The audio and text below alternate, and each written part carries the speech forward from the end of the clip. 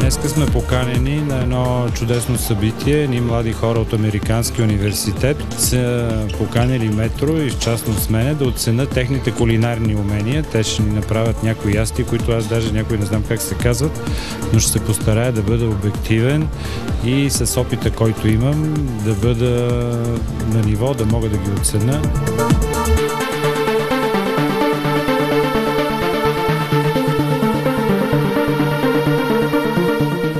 The event is the annual and it has been around for 14 years.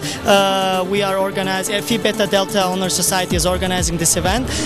Students from different countries are introducing their delicious foods to other students, and it's for free for everyone, and they are also showing their folklore dances and their performances after the event, and we're happy to be here and to organize this event.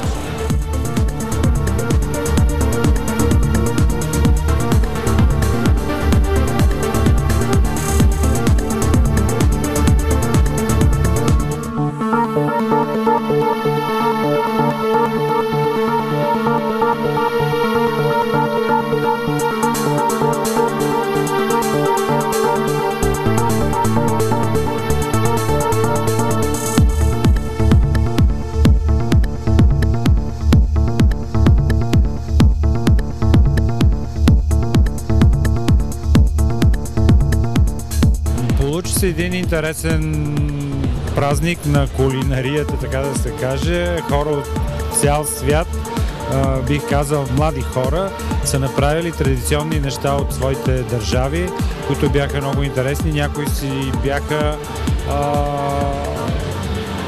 световни ястия, така да се каже, други бяха неща, които са световно неизвестни за мене.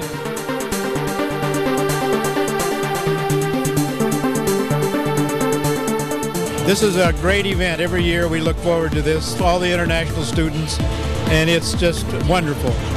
So many countries, so much different food, spread out, new location, and we're very appreciative of Metro as well for all of your support that you've done this year. We really appreciate it. It's a great event for this campus, and everyone looks forward to it. It's very fun.